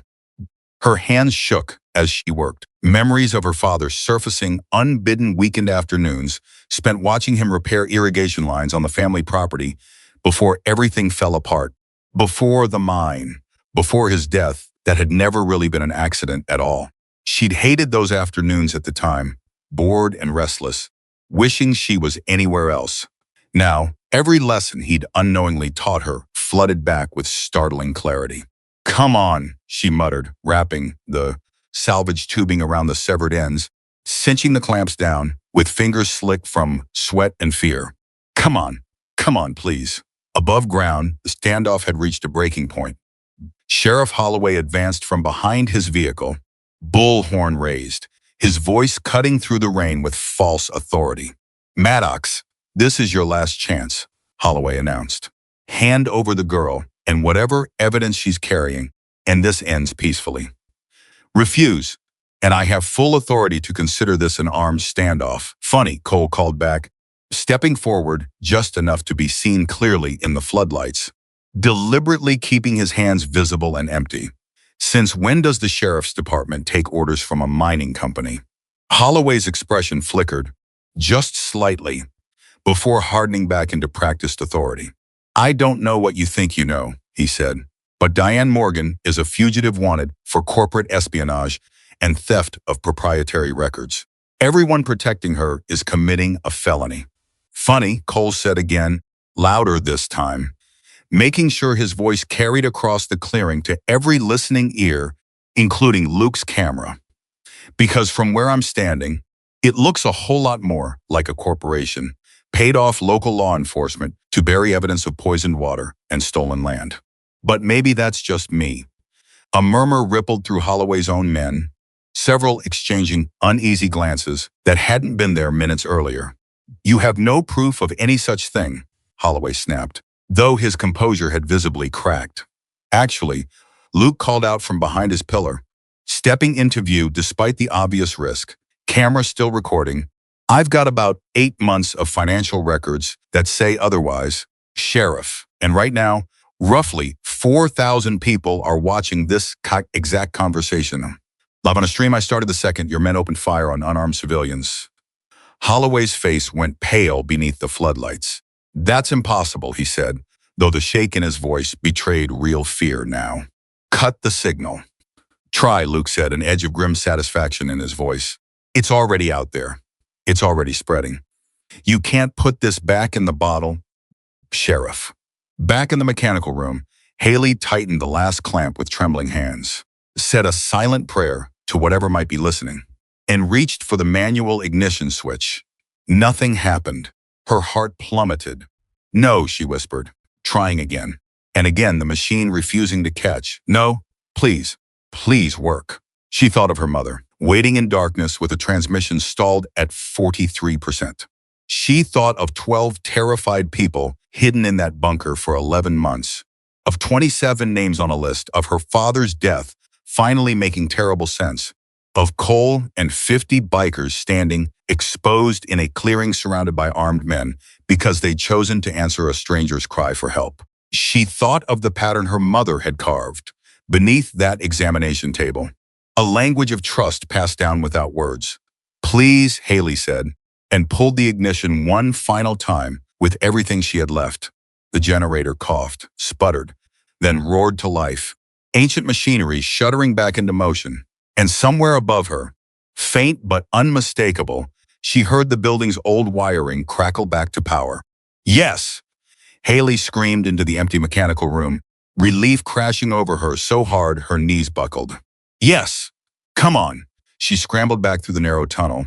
Faster now, adrenaline burning away the exhaustion in her limbs, and emerged back into the bunker's main chamber to find her mother staring at a screen that had flickered back to life, the progress bar resuming its crawl from exactly where it had stalled. You did it, Diane said, tears streaming freely down her face as she pulled her daughter into a fierce, brief embrace before turning back to the machine. 44%. Come on, come on. Above them, the standoff had reached its breaking point. Holloway, visibly rattled by the knowledge that thousands of eyes were now watching his every move, raised his weapon toward Cole with a hand that trembled slightly. Last chance, Holloway said, though the authority had drained almost completely from his voice now, replaced by something closer to desperation. Sheriff, Cole said quietly, not moving, not flinching, you can shoot me right now, on camera, in front of everyone watching this stream. Or you can lower that weapon and start thinking real hard about what happens to you the second that evidence finishes uploading, because it's happening whether you pull that trigger or not. The clearing held its breath. Rain hammered down. 50 motorcycle engines idled low and steady, a wall of unwavering presence that refused to break formation despite the gun pointed at their leader. Then, from deep within the bunker, muffled but audible, a soft electronic chime rang out. Transmission complete, Diane's voice announced, though only those closest to the building could hear it. It's out. It's out. It's done. Oh my God. It's actually done. Luke, still recording, caught the exact moment. Holloway's face crumpled from authority into something closer to panic. Sheriff, Luke called out, unable to keep a note of triumph from his voice. Looks like you're a little late. Holloway's weapon wavered, then slowly, agonizingly, lowered. Around him, several of his own security contractors exchanged glances loaded with sudden, dawning fear. Men who'd signed on for a payday now, realizing they were standing in the middle of a felony, being broadcast to the entire country in real time. This isn't over, Holloway said, though the words carried no real conviction anymore. Actually, came a new voice, crackling through a radio clipped to one of the security contractors' vests, sharp and authoritative in a way that made every armed man in that clearing straighten involuntarily. It's very much over. This is Special Agent Marissa Chen, FBI. All units on scene are ordered to stand down immediately. We have units inbound ETA 4 minutes. The clearing erupted into stunned murmurs. Holloway's face went from pale to ashen, and one by one, these security contractors around him began, lowering their weapons, glancing nervously at each other, at the sheriff, at the 50 motorcycles that hadn't moved an inch throughout the entire confrontation. How? Holloway breathed, disbelief written across every feature. Your girlfriend's transmission didn't just go to a bunch of journalists. Sheriff, Cole said, something like grim satisfaction finally breaking through his controlled exterior. Federal investigators, environmental agencies, attorneys representing 27 displaced families. You really think Diane Morgan spent 11 months building a case just to leave the FBI off the list? Below ground, Diane collapsed back into her chair. 11 months of tension finally breaking loose in a flood of exhausted, disbelieving laughter that quickly dissolved into sobs. Haley knelt beside her, wrapping both arms around her mother. Both of them shaking, both of them, finally allowing themselves to believe it might actually be over. "We did it," Diane whispered into her daughter's hair. "We actually did it." "You did it," Haley corrected, pulling back just enough to look her mother in the eyes. "Everything, this whole time it was always you." "No," Diane said, shaking her head fiercely. "It was never just me. Your father started this without even knowing it. You carried it the last mile when I couldn't. 50 strangers risked everything tonight for people they'd never even met." She took her daughter's face in both hands, tears still streaming freely. "This was never one person's fight, Haley. It never could have been." Above ground, the storm seemed to finally be breaking, the rain thinning into a soft, steady drizzle as the first hint of gray dawn began creeping over the mountain ridge. Cole watched Holloway standing frozen in the clearing, watched federal vehicles beginning to appear at the edge of the tree line, headlights cutting through the fading darkness, and allowed himself, for the first time in hours, to breathe. "Cole," Graves' voice came from behind him, tentative, raw with exhaustion and shame. "Cole, I need to know, did I do enough? Did I make it right?" Cole turned slowly to face his old friend, taking in the desperate hope warring with guilt in Graves' expression. "You gave us the flank position," Cole said carefully. "You gave us the intel that kept this from turning into a bloodbath. That matters. It matters a lot." He paused, letting the weight of his next words settle fully before speaking them. "But it doesn't erase what you did before. You understand that, right? 20 years of trust doesn't just reset because you had one good night." Graves nodded slowly, tears cutting tracks through the grime on his face. "I know," he said. "I'm not asking for that. I'm asking if it's enough to make this right for them." He gestured toward the bunker entrance, toward the 12 people who'd spent 11 months hidden underground because of choices that included his own betrayal. "For the people I helped put in danger, that's not up to me," Cole said quietly. "That's up to them. And to whatever comes next, when the federal agents start asking questions about how Holloway knew exactly where to find this place tonight." Graves' face paled further, understanding the implication fully. "You want me to turn myself in. I want you to do what's right," Cole said. "For once. All the way through, no matter what it costs you." Federal vehicles rolled into the clearing in full force now, agents fanning out with practiced efficiency, and Special Agent Chen approached Cole directly, her expression professional but not unkind, as she took in the scene. 50 motorcycles, a ruined building, a sheriff standing in visible shock, and beneath it all, the quiet growing certainty that something enormous had just been set into motion. "Mr. Maddox," she said, extending a hand, "I understand your club played a significant role in protecting the witnesses and the evidence tonight." "We did what needed doing," Cole said simply, shaking her hand. "There's a woman below ground who's been feeding us encrypted files for the past hour," Chen said. "Financial records connecting Kessler Mining to falsified environmental reports, land seizure fraud, and at least 2 suspicious deaths were now reopening as homicide investigations." Haley's father, Cole thought immediately. Watching Chen's words land with weight, he understood intimately even if the agent didn't yet know the personal connection. "There's also testimony from 12 witnesses hidden in a bunker beneath this building," Chen continued, "which honestly, Mr. Maddox, is more admissible evidence than most cases I've worked in 15 years with the Bureau." Then I'd say Diane Morgan did your job for you, Cole said, a note of dark humor slipping through his exhaustion. She certainly saved us months of investigative work, Chen agreed. We'll need statements from everyone here. But first, she glanced toward the bunker entrance, toward the muffled sound of voices finally emerging into daylight after 11 months hidden in darkness. I think there's a reunion that shouldn't wait any longer. Diane emerged first, blinking against the gray morning light, her arm wrapped tight around Haley's shoulders. And behind them, one by one, 12 people climbed up into fresh air for the first time in nearly a year. An elderly rancher leaning on a younger man's arm, a woman who immediately burst into tears at the sight of open sky, a mechanic who simply stood still for a long moment, eyes closed, breathing deeply like he'd forgotten what unfiltered air actually tasted like. 50 bikers, exhausted and rain-soaked, silently made space, watching without a word as 12 strangers stepped back into the world they'd been forced to abandon. Holloway, still standing near his vehicle, watched the scene unfold with the particular numbness of a man who understood his entire life was about to collapse. When federal agents approached him with handcuffs, he didn't resist, didn't argue, simply held out his wrists with the hollow resignation of someone who'd known this moment was coming since the instant his own bullhorn threat had been broadcast to thousands of live viewers.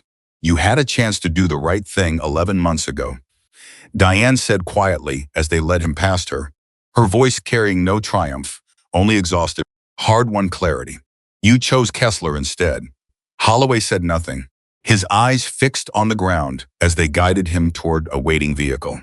Graves stepped forward then, unprompted, approaching Agent Chen with visible effort, his shoulders squared despite the fear in every line of his body.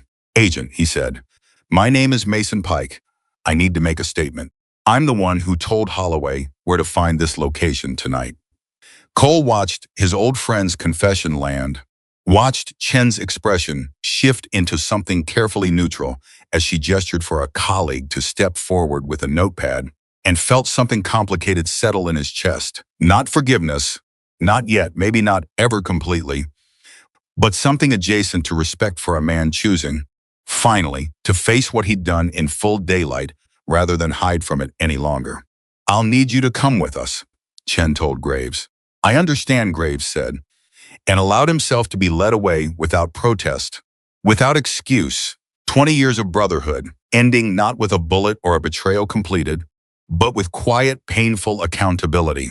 Haley watched it all unfold from beside her mother. Exhaustion and relief and grief tangling together into something she didn't yet have words for. Diane's arm remained wrapped tight around her shoulders, and for the first time in 11 months, Haley allowed herself to simply lean into that embrace without bracing for the next catastrophe. It's really over, she whispered, disbelief still coloring every word. This part is, Diane said gently, pressing a kiss to her daughter's rain-damp hair. But, Haley, the healing part, the part where we figure out how to actually live after everything that's happened, that part is just beginning. Around them, the sky continued lightening toward true dawn, 50 motorcycles standing silent sentinel in the clearing, 12 freed witnesses breathing open air for the first time in months, and somewhere beyond the mountain ridge, the first threads of a story that would soon reach every corner of the country were already spreading outward, carrying with them the names of 27 families who had waited far too long for anyone, to finally listen. The federal investigation into Kessler mining moved faster than anyone in Silver Creek dared to hope. Within 72 hours of the standoff at the clinic, agents had frozen every account connected to Victor Kessler's empire. 3 states wide, assets locked down so completely that even his personal lawyers couldn't touch a dollar of it. Diane sat in a conference room in Denver on the 4th day, still hollow-eyed from exhaustion, walking federal prosecutors line by line through 11 months of evidence she'd risked everything to protect. You understand? The lead prosecutor told her, sliding a thick folder across the table. This isn't just a corporate fraud case anymore. We're reopening 2 deaths as active homicide investigations. Yours will be the central testimony. Diane's hands trembled slightly as she looked at the folder, At the name typed neatly at the top. Morgan, Robert deceased. Her husband's death, finally, officially, no longer a closed case gathering dust. It's about time, she said quietly. And beside her, Haley reached over and gripped her mother's hand. That same week, Luke Barrett's footage aired on 3 national networks within 72 hours. The raw, unedited video of 50 motorcycles standing firm against armed men while gunfire cracked through a mountain storm, becoming the kind of story that stopped people mid-scroll and made them watch to the end. Comment sections filled with disbelief, with anger at Kessler, with something that looked unmistakably like admiration for a motorcycle club most viewers had assumed, until that week, they should fear. "You're famous," Diesel told Cole one evening, scrolling through his phone at the clubhouse, a grin spreading across his face. "Look at this. 500,000 shares. I don't want to be famous," Cole said, not looking up from the paperwork spread across the table in front of him. "I want Kessler behind bars and those families back on their land. Can't we have both?" Diesel asked. Cole allowed himself a rare, tired smile. "I suppose we'll see," but fame, as it turned out, brought consequences Cole hadn't fully anticipated.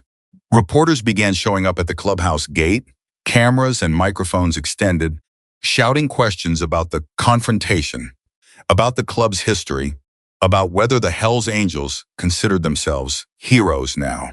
Cole turned most of them away with a firm, polite refusal, uninterested in turning 11 months of Diane's suffering into a media circus built around his own image.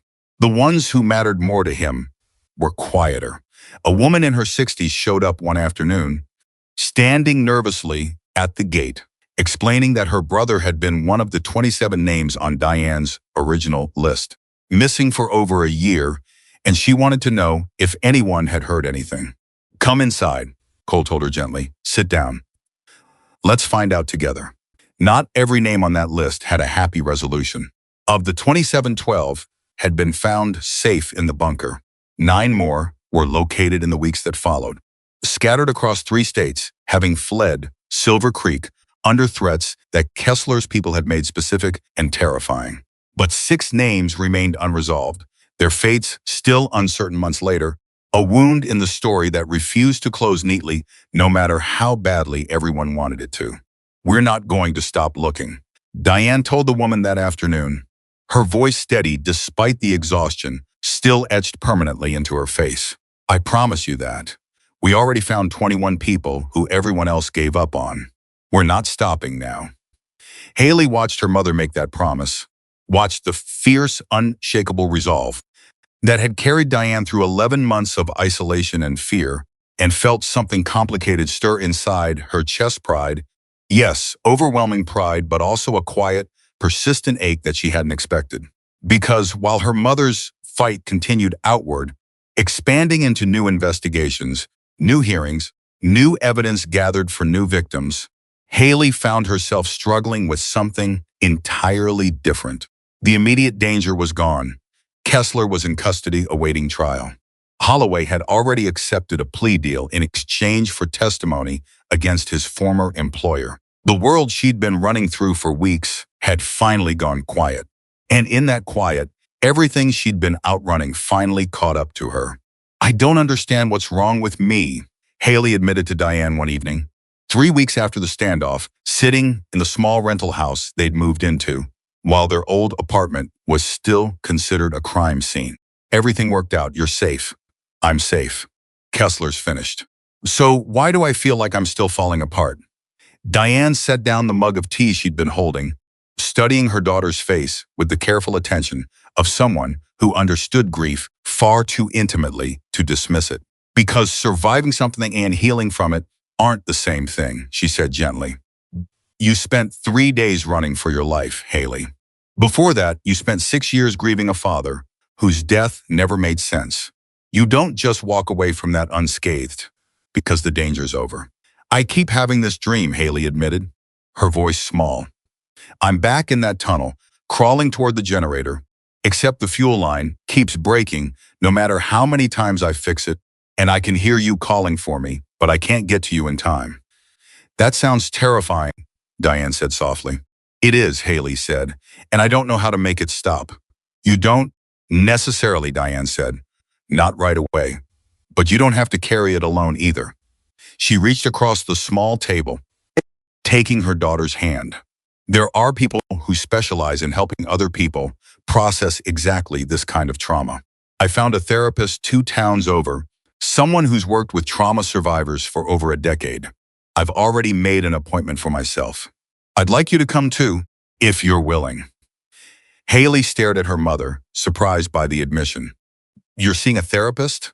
11 months hiding underground with 12 terrified strangers. Watching my own daughter run for her life through a mountain storm, Diane said. A wry, exhausted smile tugged in her mouth. I think I've earned a few sessions of professional help, don't you? Haley managed a small watery laugh, the first genuine laugh she'd allowed herself in weeks. Yeah, she said. I think you have.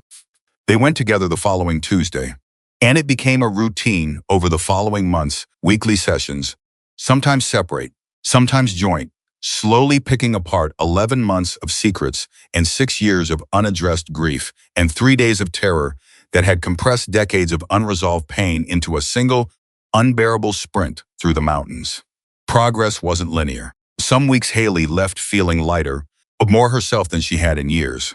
Other weeks she left feeling raw and exposed, old wounds reopened before they could properly heal. This is harder than running from Kessler's men, she told Cole one afternoon. Months into the process, having stopped by the clubhouse to drop off paperwork related to the ongoing federal case. Different kind of hard, Cole agreed, looking up from the bike he'd been working on, wiping grease from his hands with a worn rag. Running from danger, your body just knows what to do.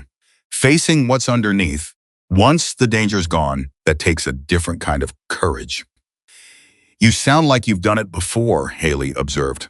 Cole's expression shifted, something old and weathered passing behind his eyes. Every man in this club has buried something at some point, he said. War, loss, choices we're not proud of. You don't survive decades on the road without carrying scars nobody else can see. He set down his tools, giving her his full attention. The ones who make it through aren't the ones who pretend the scars aren't there. They're the ones who learn to live alongside them instead of running from them. Haley nodded slowly, letting the words settle into the same place her mother's advice had settled weeks earlier. Cole, she said suddenly, can I ask you something? Always. Graves, she said carefully. What happened to him? Nobody's really told me. Cole's jaw tightened, old pain flickering across his weathered features. Federal prosecutors offered him a reduced sentence in exchange for his full cooperation, he said.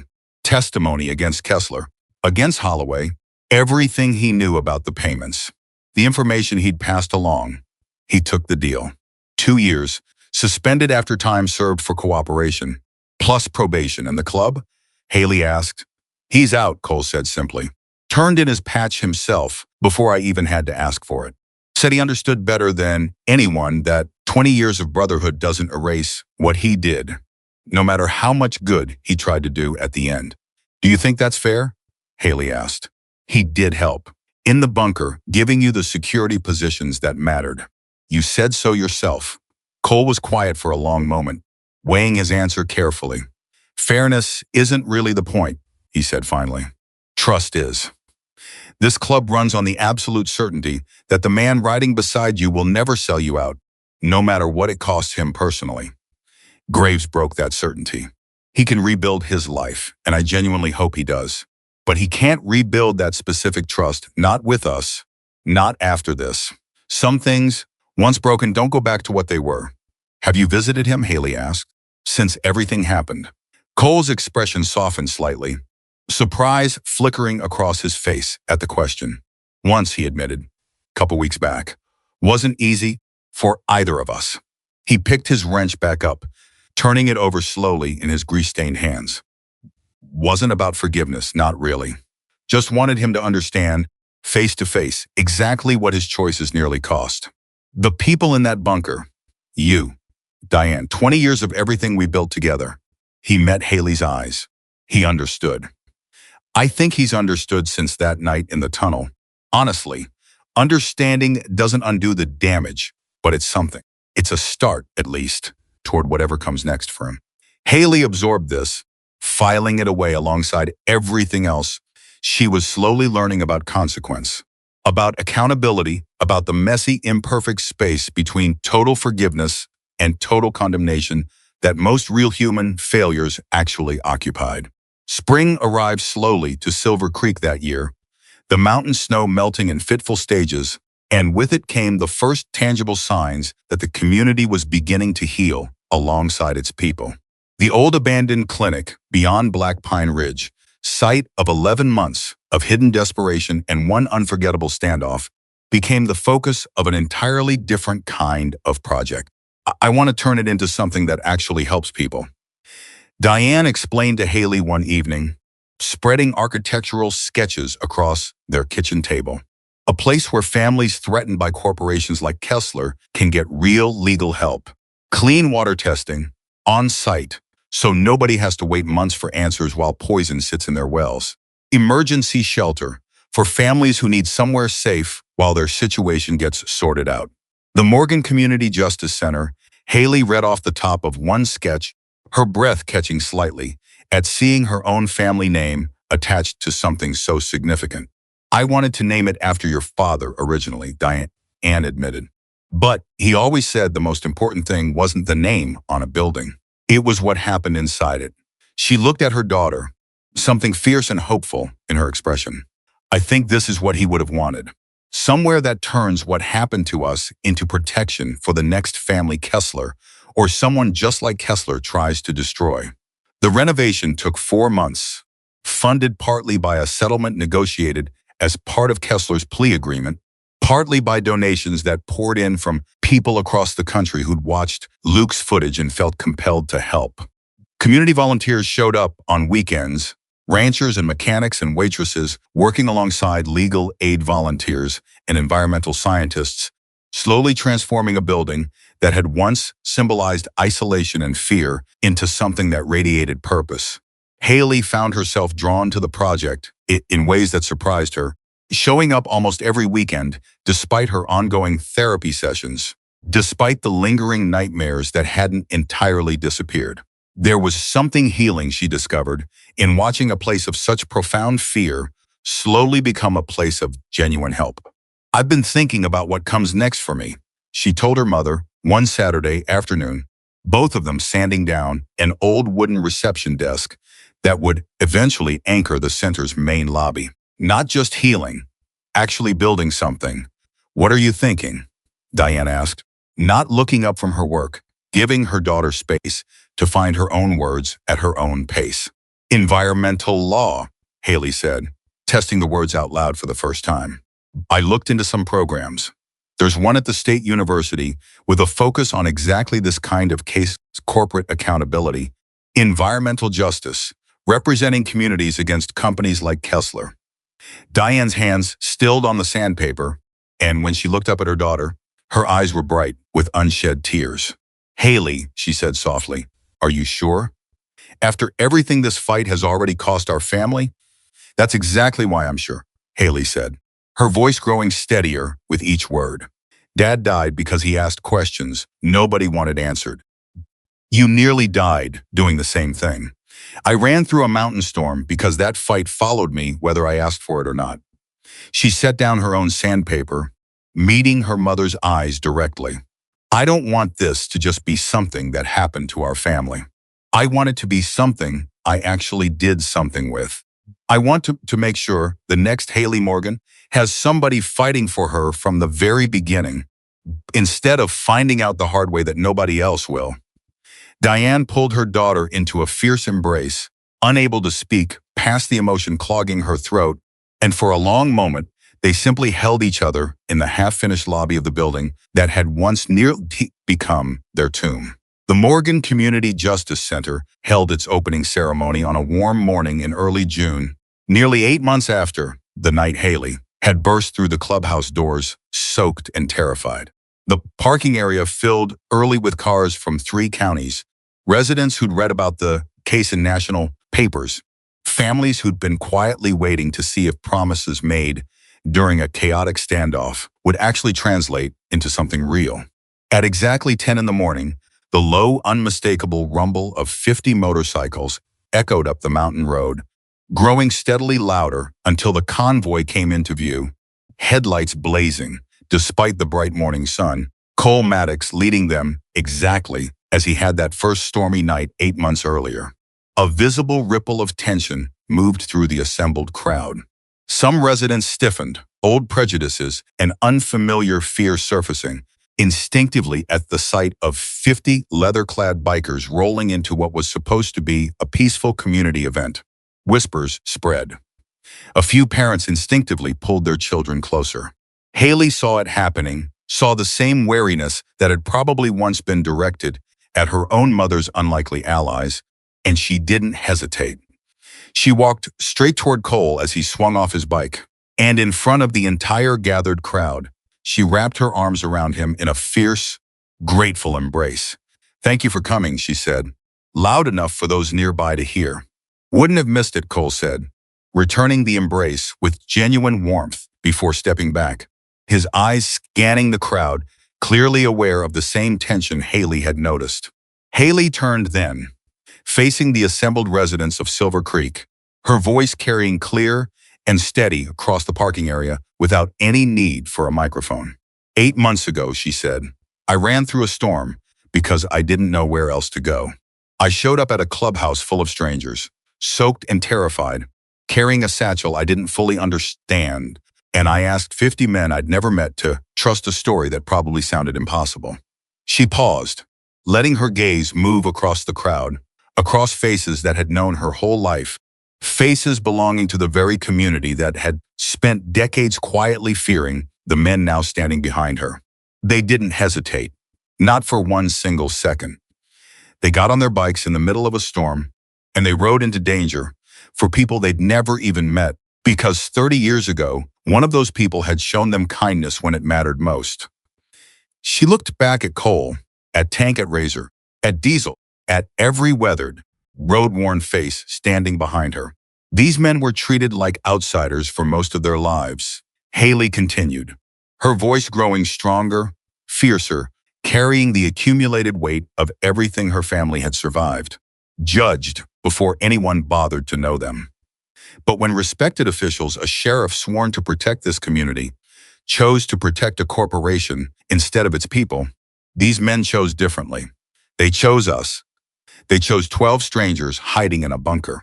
They chose a scared 20-year-old girl who showed up at their door with nothing but a torn satchel and a desperate hope that somebody, anybody, would finally listen.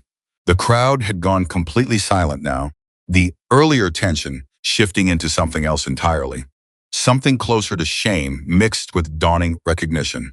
"So today," Haley said, "when you walk through the doors of this center, I want you to remember something. The people who show up for you in your darkest moment don't always look the way you expect them to. Sometimes they wear a badge and betray everything that badge is supposed to mean." Her eyes found Diane's for a brief, steadying moment before continuing.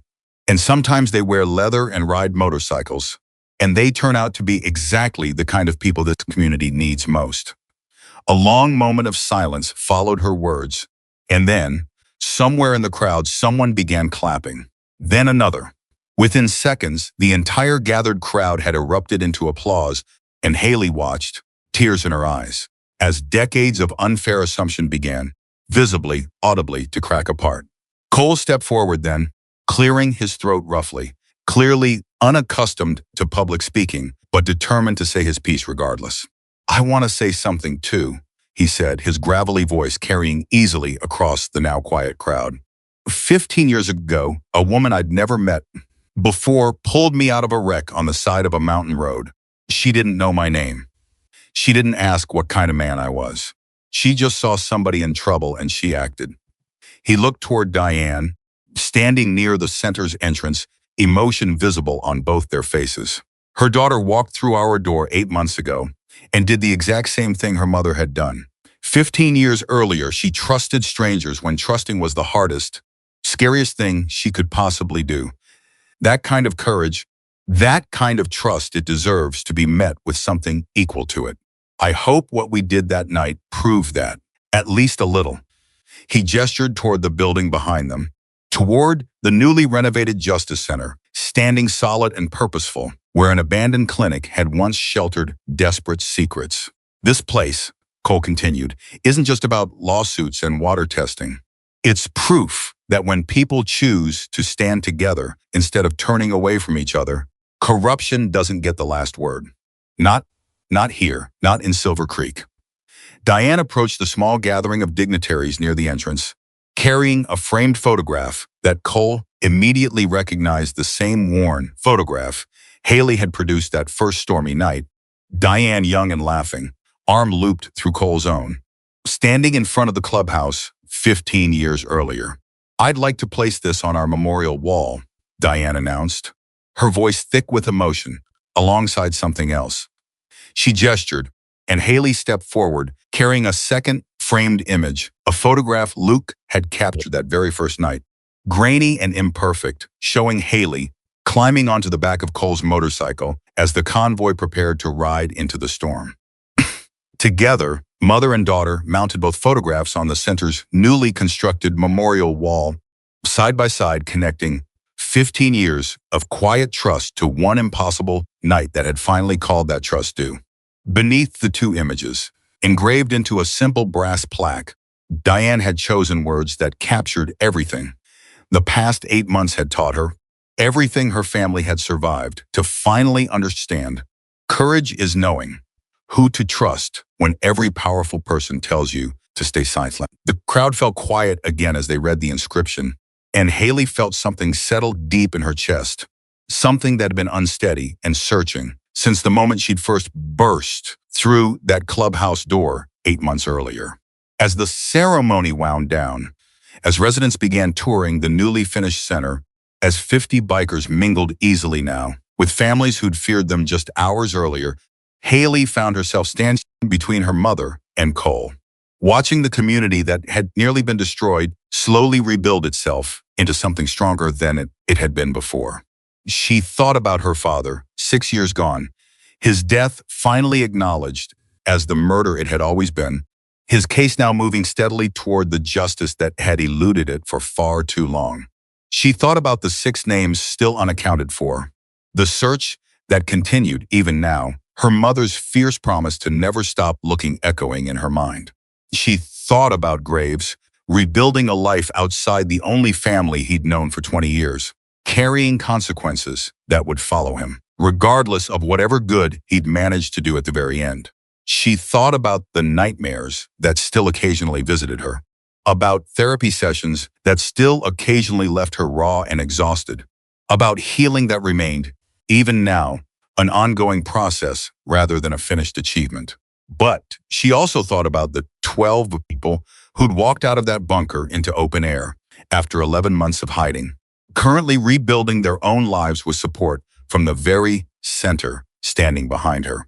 She thought about the 50 men who'd ridden into a storm for a stranger, who continued showing up months later for a community that had once feared them. She thought about her mother, exhausted but unbroken, already planning the center's first legal aid clinic scheduled for the following week.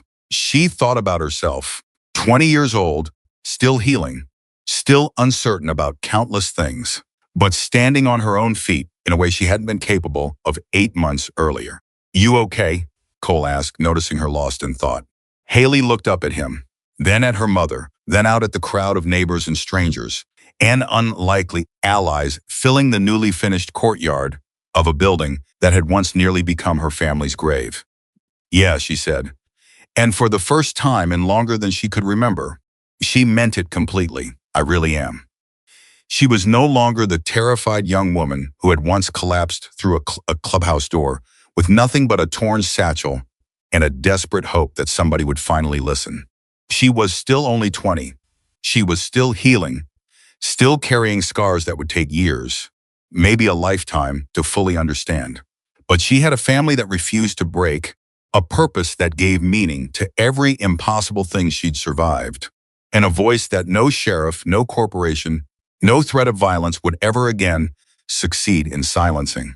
And as the afternoon sun settled warm and golden over Silver Creek, over 50 motorcycles parked in easy formation beside a center built from tragedy and transformed into hope, over a community finally choosing truth over fear and unity over division, one thing stood clear and unshakable above everything else that had happened across those long, dangerous months. Some storms don't destroy the people caught inside them. Some storms reveal exactly who they really are and prove, beyond any doubt, that courage, once it finds its voice, can never truly be silenced again.